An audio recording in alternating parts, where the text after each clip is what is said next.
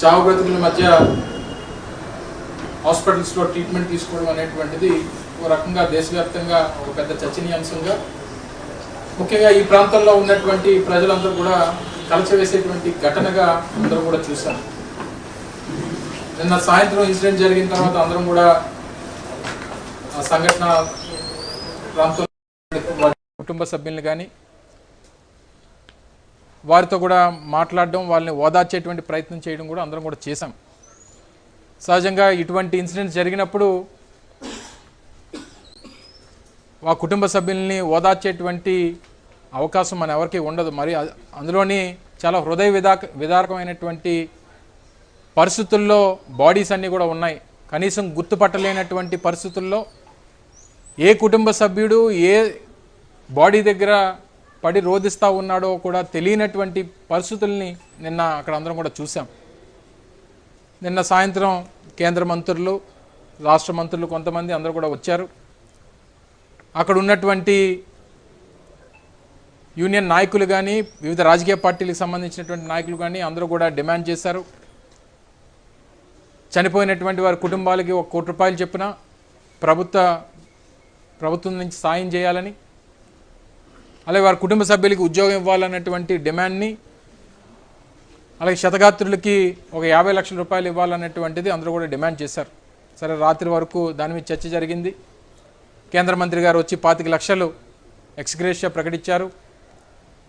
ఇవన్నీ జరుగుతున్నటువంటి క్రమంలో ఈరోజు స్థానికంగా ఉన్నటువంటి రాష్ట్రానికి సంబంధించినటువంటి ఉప ముఖ్యమంత్రి గారు, అలాగే ముఖ్యమంత్రి గారి కొడుకు షాడో సీఎం కూడా ఈరోజు రావడం జరిగింది. వచ్చిన తర్వాత వారు మాట్లాడినటువంటి తీరు చూసి ఈ ప్రాంతంలో ప్రజలందరూ కూడా ముక్కును వేలేసుకునేటువంటి పరిస్థితి వచ్చింది.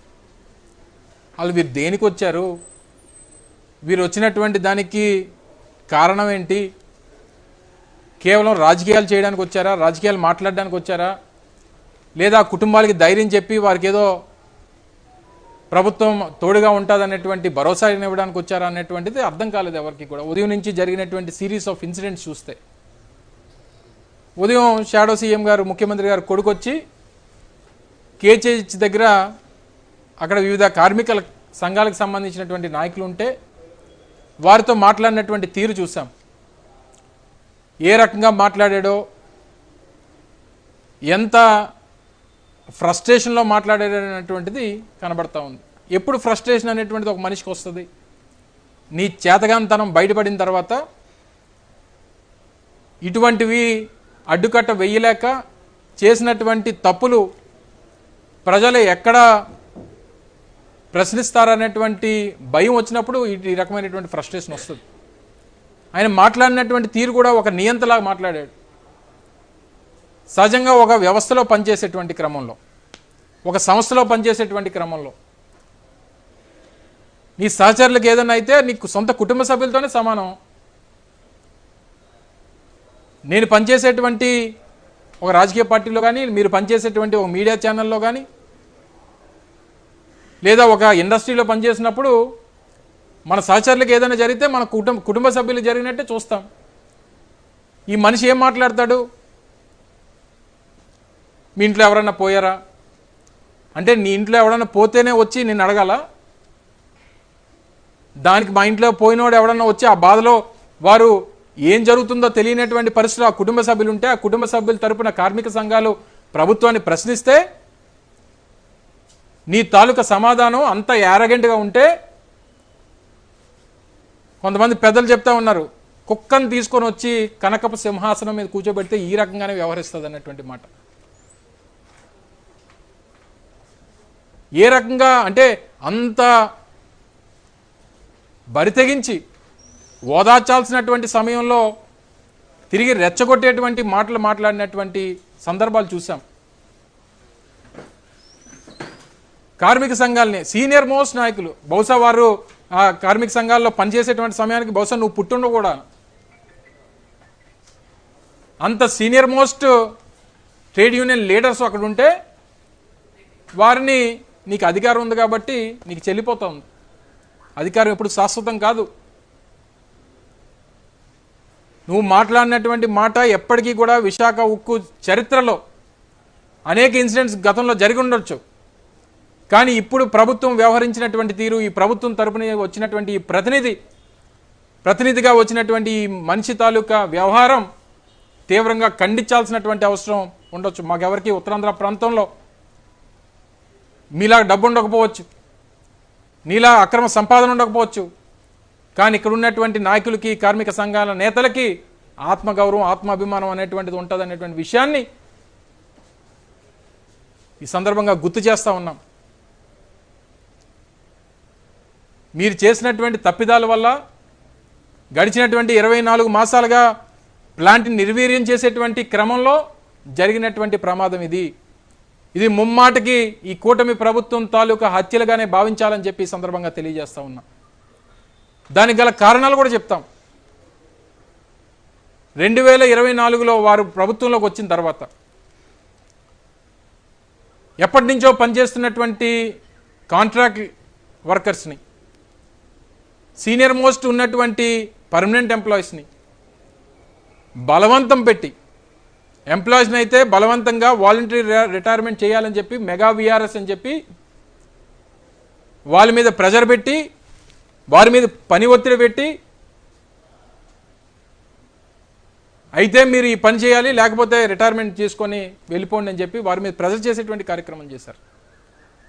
ఈ 24 మాసాలు వారు అధికారంలోకి వచ్చినటువంటి 24 మాసాల్లో దాదాపు 6,000 మంది కాంట్రాక్ట్ ఎంప్లాయీస్ని తొలగించారు. విఆర్ఎస్ పర్మనెంట్ ఎంప్లాయీస్ని దాదాపు 1,800 మందితో విఆర్ఎస్ పెట్టించారు. సహజంగా వయసు రీత్యా రిటైర్ అయిపోయినటువంటి వారు నెలకి 100-150 మంది చొప్పున దాదాపు 2,000 మంది పైగా రిటైర్. ఈ నెలలో 200 మంది రిటైర్ అవుతూ ఉన్నారు. ఈ జూన్ మాసంలో 200 మంది రిటైర్ అవుతూ ఉన్నారు. అంటే 2024లో ప్లాంట్లో ఉండేటువంటి వర్క్ ఫోర్స్, అటు పర్మనెంట్ కానీ కాంట్రాక్ట్ ఎంప్లాయీస్ కానీ 30,000 మంది ఉంటే అది ఈరోజు దాదాపు 16,000-17,000కి చేరిపోయింది. అంటే 30,000 మంది చేయాల్సినటువంటి పనిని ఈరోజు 15,000-16,000 మంది చేస్తూ ఉన్నారు. అంటే ఎంత పని, డబల్, 100% పని ఒత్తిడి వారి మీద పెరిగింది. దేశంలో ఏ ప్రభుత్వ రంగ సంస్థల్లో లేనటువంటి ఒక విధానాన్ని ఈరోజు విశాఖపట్నం స్టీల్ ప్లాంట్ తీసుకొని వచ్చారు. ఏం చెప్తారు? ప్రొడక్షన్ లింక్డ్ శాలరీస్ ఇస్తాం మీకు. అంటే నువ్వు ఎంత పని చేస్తే, ఎంత ప్రొడక్షన్ వస్తే దాన్ని బేస్ చేసుకొని నీకు శాలరీస్ ఇస్తాం. అంటే ప్రొడక్షన్ వారికి ఇచ్చినటువంటి టార్గెట్ 100% ఉంటే వారు 80% చేస్తే వారికి ₹1,00,000 రావాల్సినటువంటి జీతం 80,000 వస్తుంది. దేశంలో ఏ ప్రభుత్వ రంగ సంస్థలో ఈ విధానం ఉందో చెప్పమనండి. ఎప్పుడన్నా ఎక్కడన్నా ఉన్నటువంటి జీతంకి నువ్వు ఎడిషనల్గా పనిచేస్తే లేదా ప్లాంట్కి ఎడిషనల్గా లాభాలు వస్తే బోనస్లు, ఇన్సెంటివ్స్ ఇచ్చేటువంటి విధానం చూసాం. కానీ ఈ ప్రొడక్షన్ లింక్డ్ శాలరీస్ అనేటువంటివి మొదటిసారి ఈ దేశంలో ఓ ప్రభుత్వ రంగ సంస్థలో, అది విశాఖపట్నం స్టీల్ ప్లాంట్లో జరగడం అనేటువంటి చూస్తూ ఉన్నాం. Technical, non technical, executive and non executive. ఎగ్జిక్యూటివ్లో సహజంగా ట్రాన్స్ఫర్స్ అనేటువంటి ఉంటాయి, ఎందుకంటే అడ్మినిస్ట్రేటివ్లో ఉంటారు కాబట్టి. ప్రొడక్షన్ వైపు నాన్ ఎగ్జిక్యూటివ్ ఉంటుంది కాబట్టి సహజంగా ఉన్నటువంటి మెషినరీ కూడా లాస్ట్ 25-30 ఇయర్స్ నుంచి నడుస్తూ ఉన్నటువంటి మెషినరీ కాబట్టి ఆ మెషినరీతో అటాచ్ అయి ఉన్నటువంటి నాన్ ఎగ్జిక్యూటివ్ స్టాఫ్ ఎవరైతే ఉన్నారో సహజంగా వారే కంటిన్యూ అవుతూ ఉంటారు. సీనియారిటీని బట్టి అక్కడ ఆ ప్లాంట్ వర్కింగ్ ఏ రకంగా జరుగుతుంది అనేటువంటి వారికి అవగాహన ఉంటుంది కాబట్టి ఆ రకంగానే జరుగుతూ ఉంటుంది. కానీ మొదటిసారి గడిచినటువంటి ఈ 3-4 మాసాల నుంచి నాన్ ఎగ్జిక్యూటివ్ స్టాఫ్ను కూడా ట్రాన్స్ఫర్ చేస్తూ ఉన్నారు. అంటే బ్లాస్ట్ ఫర్నెస్లో ఉన్నటువంటి వారిని ఎస్ఎంఎస్కి తీసుకురావడం, ఎస్ఎంఎస్లో ఉన్నటువంటి వారిని ఎంఎంఎస్కో ఇంకో దానికో తీసుకెళ్ళడం. ఇలాగా ఈ మార్పులు చేర్పుల వల్ల ప్లాంట్ మెషినరీ అనేటువంటిది ఏ రకంగా రన్ అవుతుంది అనేటువంటి దాని మీద కాస్త వారికి కూడా ఎక్స్పీరియన్స్ తక్కువ ఉంటుంది. రెండోది సేఫ్టీ మెజర్స్ అనేటువంటివి, దానికి కావాల్సినటువంటి మెయింటెనెన్స్ సపోర్టు యాజమాన్యం నుంచి కానీ, సేఫ్టీ ఆడిట్ జరగాల్సినటువంటి పరిస్థితులు కానీ, పని ఒత్తిడి అంటే 10 మంది చేయాల్సినటువంటి పని ఈరోజు 5గురు చేయాల్సినటువంటి పరిస్థితి వచ్చింది. ఇవన్నీ మీ ప్రభుత్వం వచ్చిన తర్వాత మీ చేతగానితనం వల్ల. హౌస్ రెంట్ అలవెన్స్లు లేవు, బోనస్లు లేవు, 4.5 మాసాలుగా జీతాలు లేవు, వైద్యానికి సంబంధించినటువంటి సహకారం గతం నుంచి ఉండేది అది లేదు, ప్లాంట్లో ఏదైతే స్టాఫ్ క్వార్టర్స్ ఉంటాయో ₹10 ఉండేది యూనిట్ రేటు, సబ్సిడీ మీద ఇచ్చేవారు. ఈరోజు ₹9.50 అంటే ఖాళీ చేసి పొమ్మని మని ఎంప్లాయీస్ని.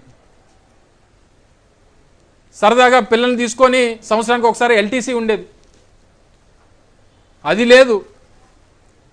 మరి ఇంకా ప్లాంట్ నుంచి యాజమాన్యం తరపు నుంచి కార్మికులకి మీరు ఏం చేస్తున్నట్టు, ఏం సహకారం అందిస్తున్నట్టు? చివరికి ఈరోజు ప్రాణాలకి భద్రత కూడా లేనటువంటి పరిస్థితిలో ఈరోజు ప్లాంట్ ఉంది. దీనికి మీ చేతకంతనం కాదా? దానికి సమాధానం చెప్పలేక ఫ్రస్ట్రేట్ అయిపోయి కార్మిక సంఘాలు వస్తే వారి మీద తిరగబడతావా? ఇది తీవ్రంగా ఖండిస్తూ ఉన్నాం.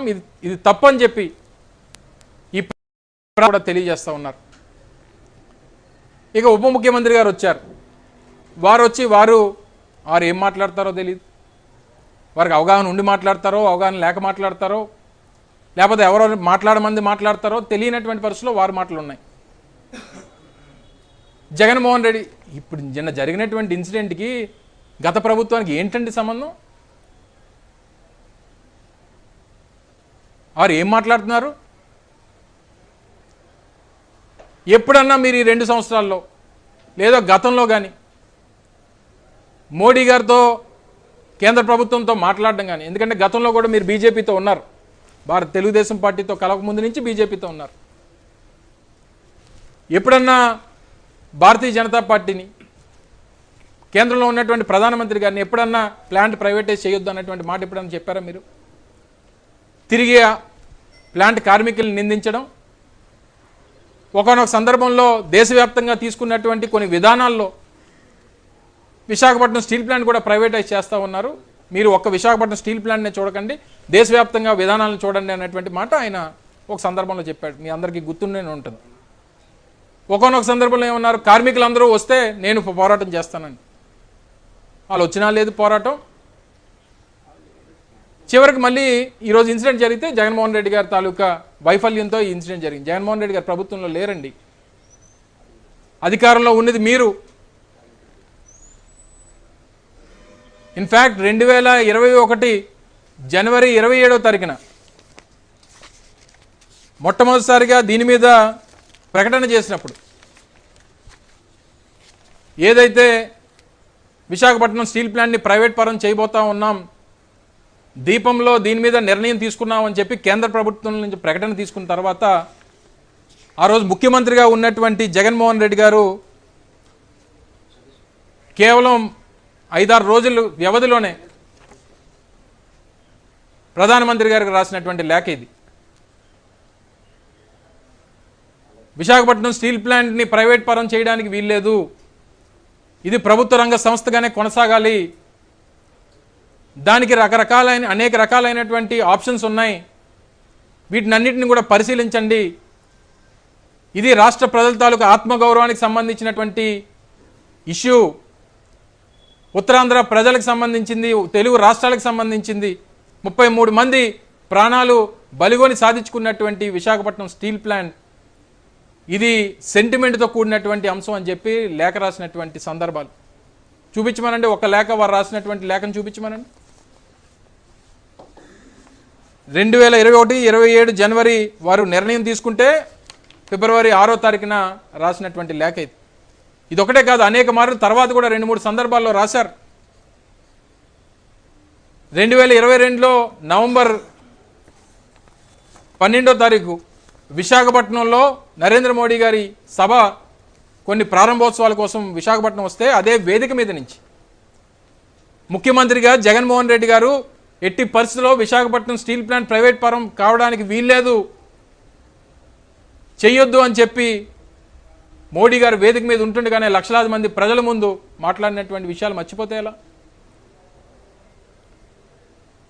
దాంతోపాటు ఇది 2000 అదే సంవత్సరంలో కార్మిక సంఘాల నాయకులందరూ కూడా జగన్మోహన్ రెడ్డి గారు ముఖ్యమంత్రిగా ఉన్నప్పుడు కలిసి ఇలా కుదరదు, మీరు అసెంబ్లీలో తీర్మానం చేసి కేంద్ర ప్రభుత్వానికి పంపితే తప్ప ఇది ఆగదు అనేటువంటి మాట ఆ రోజు కార్మిక సంఘాలు విశాఖపట్నంలో ముఖ్యమంత్రిగా ఉన్నటువంటి జగన్మోహన్ రెడ్డి గారిని ఎయిర్పోర్ట్లో కలిసి మాట్లాడితే దాదాపు గంటన్నర పాటు మాట్లాడితే తప్పకుండా అసెంబ్లీలో తీర్మానం చేస్తామని చెప్పి మే 20, 2021 చేసినటువంటి తీర్మానం. ఆ రోజు పరిశ్రమల శాఖ మంత్రిగా గౌతమ్ రెడ్డి గారు, శాసనసభ్యుడిగా ఆ రోజు ఉన్నటువంటి నేను, వారు తీర్మానాన్ని ప్రవేశపెడితే ఇది నా స్టేట్మెంట్, అసెంబ్లీలో నేను చేసినటువంటి ప్రసంగం. ఎట్టి పరిస్థితుల్లో స్టీల్ ప్లాంట్ ప్రైవేట్ పరం కావడానికి వీల్లేదు, ఇది రాష్ట్ర ప్రజల తాలూకా సెంటిమెంట్ అని చెప్పి అసెంబ్లీలో నా ప్రసంగం ఇదంతా ఆన్ రికార్డ్. ఇప్పటికీ కూడా అసెంబ్లీ సెక్రటేరియట్లో మీకు ఇవంతా కూడా దొరుకుతుంది. తీర్మానం చేసినటువంటి తీర్మానం కేంద్ర ప్రభుత్వానికి పంపించాం. ఆ రోజు గౌతమ్ రెడ్డి గారు నేను ఆ తీర్మానాన్ని వారు ముందు ప్రవేశపెడితే దాన్ని బలపరుస్తూ మాట్లాడితే ఇది ఆ రోజు అసెంబ్లీలో తీర్మానం చేసి కేంద్ర ప్రభుత్వానికి పంపించాం. దానికి సంబంధించినటువంటి విషయాలు కూడా ఆ రోజు జరిగినటువంటి విషయాలను కూడా తర్వాత మన ఈ ప్రభుత్వం వచ్చిన తర్వాత కుమారస్వామి గారు మంత్రిగా బాధ్యతలు చేపట్టిన తర్వాత ఒక పత్రికా సమావేశంలో వారు చేసినటువంటి వ్యాఖ్యలను ఒక్కసారి మీ ద్వారా ప్రజలందరూ కూడా వినిపిస్తా. ఎందుకంటే మేము చెప్పినటువంటి విషయాలు దీన్ని అవాస్తవాలుగా చిత్రీకరించేటువంటి ప్రయత్నం జరగవచ్చు, కానీ వారు చేసినటువంటి ప్రసంగం ఒకసారి ప్రజలందరూ కూడా వినాలని చెప్పి మీ ద్వారా కోరుతా ఉన్నా. But ultimately in 2021 January I think our Deepam they have decided to disinvestment for 100%, to go for the selling of the unit, to privatize the unit 100%. But during that time Andhra government they have passed a resolution in the Andhra Assembly opposing this disinvestment decision. క్లియర్గా మేము ఆ రోజు నిర్ణయం తీసుకున్నాం, దీపం నిర్ణయం తీసుకుంది. కానీ తర్వాత సబ్సిక్వెంట్గా ఆ రోజు ఉన్నటువంటి ప్రభుత్వం అసెంబ్లీలో తీర్మానం చేస్తే ఆ తీర్మానం ఎట్టి పరిస్థితుల్లో ప్రైవేట్ పరం చేయడానికి వీల్లేదని చెప్పి తీర్మానం పంపిస్తే దానివల్ల ఆగిందని చెప్పి క్లియర్గా చెప్పారు. కొన్ని ఇవన్నీ పక్కన పెడితే నేను ఇన్ని ఇష్యూస్ మీకు చెప్పాను. ఈ ప్రభుత్వం వచ్చిన తర్వాత ఎంతమందిని తీసేశారు, ఏవేవి ఆగిపోయినాయి, శాలరీలు ఎప్పటి నుంచి రావట్లేదు, ఏ ఫెసిలిటీస్ ఆగిపోయినాయి, వారికి ఏ బోనస్లు ఆగిపోయినాయి, ఇవన్నీ చెప్పాను. కార్మిక సంఘాలు అందరూ కూడా ఉన్నారు, నాయకత్వం అంతా కూడా ఉంది. ఎవరినన్నా ఒకరిని వచ్చి ఏ ఒక్కరితోనన్నా జగన్మోహన్ రెడ్డి గారు ముఖ్యమంత్రిగా ఉన్నంత కాలం ఎప్పుడన్నా ఏ ఒక్క కాంట్రాక్ట్ కార్మికునన్నా తొలగించేటువంటి కార్యక్రమం జరిగిందా? ఏ ఒక్క పర్మనెంట్ ఎంప్లాయీనన్నా బలవంతంగా వీఆర్ఎస్ పెట్టించి తీసేసినటువంటి సందర్భాలు ఉన్నాయా?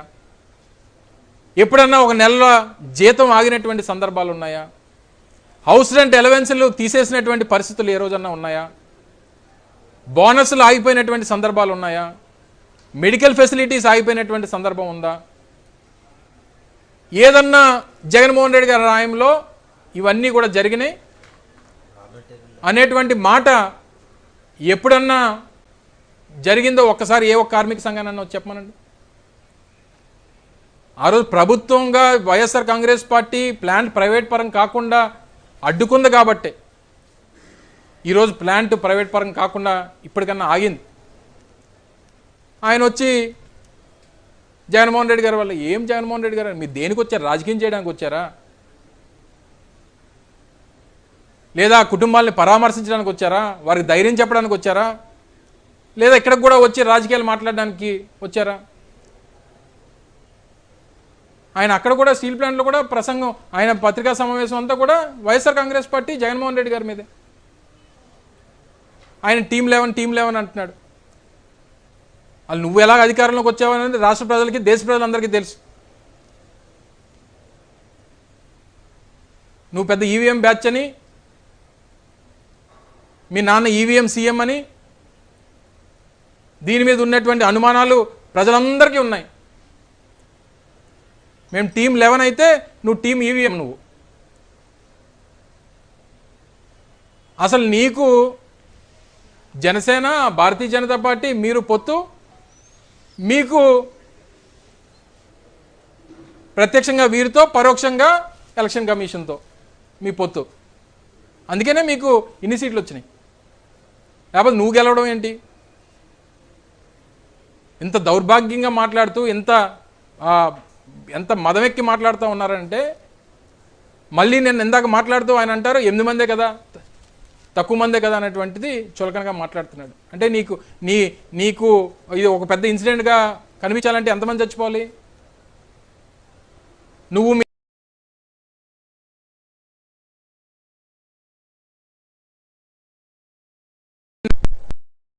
మొన్న సింహాచలంలో గోడ కూలిపోతే 7 చచ్చిపోయారు, అది నీకు పెద్ద ఇన్సిడెంట్ కాదు. స్టీల్ ప్లాంట్లో నిన్న ఎస్ఎంఎస్లో ఇన్సిడెంట్ జరిగితే 8 మంది చచ్చిపోయారు, అది నీకు పెద్ద ఇన్సిడెంట్ కాదు. ఎక్కడో బస్సు యాక్సిడెంట్ అయ్యి 25-30 మంది చచ్చిపోతే అది నీకు పెద్ద ఇన్సిడెంట్. ఎంతమంది పోవాలి నీకు? తిరుపతిలో వైకుంఠ ఏకాదశికి టికెట్ల కోసం తోపులాట జరిగి 6-7 చనిపోయారు, అది నీకు పెద్ద ఇన్సిడెంట్ కాదు. అంటే మీ ప్రభుత్వం ఒక పెద్ద ఇన్సిడెంట్గా ఇది యాక్సిడెంట్ అయ్యింది, ఇది అమ్మో ఎంతమంది అయ్యారు, ఇంత నష్టం జరిగింది, ఈ కుటుంబాలు ఇలా రోడ్డున పడిపోయాయి అనేటువంటి అభిప్రాయం మీకు ఎప్పుడు కలుగుతుంది? ఎంతమంది పోతే కలుగుతుంది? సో దయచేసి ఇప్పటికన్నా ఏదో 14,000 కోట్లు 12,000 కోట్లు ఇచ్చేసాం, కాపాడేసాం. దేనికి ఇచ్చారు మీరు? బ్యాంకులకి డబ్బులు కట్టారు, ఎక్కడ ఎన్సీఎల్టీలోకి పోతుంది అని చెప్పి, ఎక్కడ ఈ ప్లాంట్ అంతా కూడా ఎవరికో అప్పచెప్పాలి, అంతకన్నా ముందు ఎక్కడికన్నా బ్యాంకులు ఎక్కడ జప్తు చేస్తా అనేటువంటి దీంతో ఇచ్చినటువంటి డబ్బే తప్ప ఎంప్లాయీకి సంబంధించినటువంటి వెల్ఫేర్లో కానీ, ప్లాంట్ మోడర్నైజేషన్లో కానీ దేనికి మీరు రూపాయి ఖర్చు పెట్టారు చెప్పండి? ఇచ్చినటువంటి డబ్బు ఎంప్లాయీస్ని తొలగించేటువంటి దానికి, వీఆర్ఎస్ ఇవ్వడానికి, దానికి డబ్బు ఖర్చు పెట్టారు. బ్యాంకుల్లో ఉన్నటువంటి బకాయిలు డ్యూ అయిపోతే దానికి కట్టారు తప్ప ఎంప్లాయీ వెల్ఫేర్కి సంబంధించి కానీ, ప్లాంట్ వెల్ఫేర్కి సంబంధించి కానీ, ఎంప్లాయీ సేఫ్టీకి సంబంధించి కానీ, ప్లాంట్ మోడర్నైజేషన్కి సంబంధించి కానీ ఏ ఒక్క రూపాయి ఖర్చు పెట్టారు చెప్పండి? నిస్సిగ్గుగా వచ్చి దయచేసి రాజకీయాలు ఇటువంటి సందర్భాలు కూడా మాట్లాడకూడదు అనేటువంటి కనీస జ్ఞానం లేకుండా మీరు మాట్లాడుతూ ఉన్నారని అంటే ప్రజలు క్షమించరు అనేటువంటి విషయాన్ని దయచేసి గమనించమని చెప్పి కోరుకుంటూ, ఇంకా ఇప్పటికన్నా మీరు చేస్తున్నటువంటి వ్యాఖ్యలకి కార్మికులకి, కార్మిక సంఘాలకి, చనిపోయినటువంటి కుటుంబ ప్రాణాలు పోయినటువంటి ఆ కుటుంబ సభ్యులకి తక్షణమే క్షమాపణ చెప్పాలని చెప్పి డిమాండ్ చేస్తూ ఉన్నాం. మీ చేతగానితనం వల్ల కేవలం ఇవి కూటమి ప్రభుత్వం హత్యలుగానే చూస్తాం. దాంతోపాటు ₹1 నష్టపరిహారం వారికి చెల్లించాలని చెప్పి కోరుతా ఉన్నాం. ఆ కుటుంబాలను ఆదుకోవాలని చెప్పి 2012లో ఇన్సిడెంట్ జరిగినప్పుడే 25 లక్షలు ఇచ్చారు.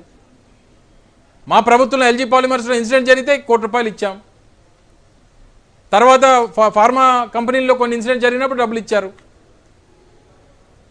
ప్లాంట్ దాన్ని నమ్ముకొని ఉన్నటువంటి కుటుంబాలు, ఆధారపడి ఉన్నటువంటి కుటుంబాలు, వారికి సహకరించడానికి నిన్న కేంద్ర మంత్రి గారు వచ్చి చెప్పారు, ఈరోజు వచ్చారు. పోనీ లేదన్నా రాష్ట్ర ప్రభుత్వం నుంచి ఏదైనా ప్రకటిస్తారనుకుంటే నేను ప్రకటించారా? ప్రకటించినట్లేదు. ఏమని 25 లక్షలు కేంద్ర ప్రభుత్వం ప్రకటించింది, బహుశా మేనేజ్మెంట్ తరపు నుంచి. ₹2 లక్షల PMRF prime minister relief fund నుంచి ఇస్తామని చెప్పారు. ఎట్టి పరిస్థితుల్లో ₹1 ఇవ్వాలనేటువంటిది డిమాండ్ చేస్తూ ఉన్నాం.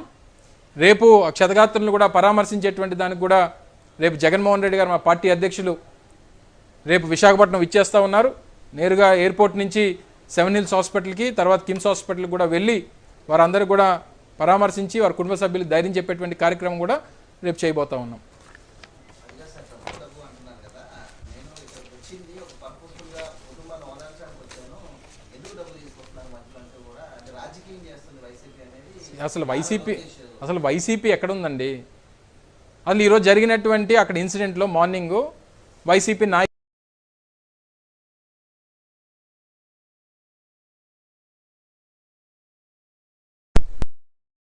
అది సిపిఎం కానీ, సిఐటియు కానీ, ఏఐటియుసి కానీ, లేకపోతే ఇంకో ట్రేడ్ యూనియన్ కానీ నాకు కనిపించినటువంటి వారే గతం నుంచి దాదాపు 40-50 సంవత్సరాల నుంచి ట్రేడ్ యూనియన్లో పనిచేసినటువంటి పెద్దలు కనిపించారు నాకైతే.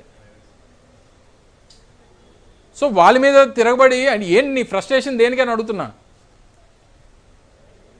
ఒకవేళ నీకు నిర్ణయం చేసేటువంటి అర్హత నీకు లేకపోతే వారు అడిగినటువంటి దాన్ని మా ముఖ్యమంత్రి గారితో మాట్లాడుతున్నాను, లేదా ఇప్పుడు వచ్చింది వాళ్ళతోనే మిగిలినటువంటి విషయాలు మళ్ళీ మాట్లాడుతున్నాను, ఆ ఓర్పు ఉండాల్సినటువంటి అవసరం ఉంది కదా. ఎందుకు ఆ తిరుగుబాటు దేనికి, ఆ ఫ్రస్ట్రేషన్ దేనికి? మీ చేతగాంతనం వల్ల జరిగింది అనేటువంటిది మీకు తెలుసు కాబట్టి ఆ ఫ్రస్ట్రేషన్ బయటపడింది అనేటువంటిది మా అభిప్రాయం.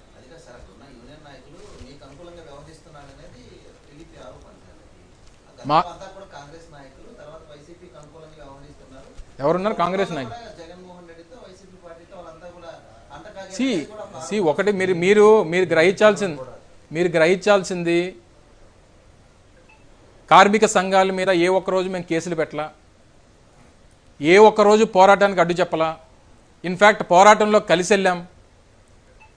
ఏ ఒక్కరు రోడ్డు ఎక్కినా, ఏ ఒక్కరు మాట్లాడినా, ఏ ఒక్కరి మీద పోలీసులతో అడ్డుకట్ట వేయడం కానీ, వారిని రోడ్డు ఎక్కొద్దు అన్నటువంటి పరిస్థితులు కానీ ఏ రోజు మా ప్రభుత్వం తీసుకురాలా. ఈ ప్రభుత్వం వచ్చిన తర్వాత ముఖ్యమంత్రి మాట్లాడాడు కదా, మీ అందరి సమక్షంలోనే మాట్లాడాడు కదా ఆయన. ఎవరైనా మాట్లాడితే పీడీ యాక్ట్లు పెడతానని చెప్పన్నాడు కార్మిక సంఘాల నాయకుల్ని.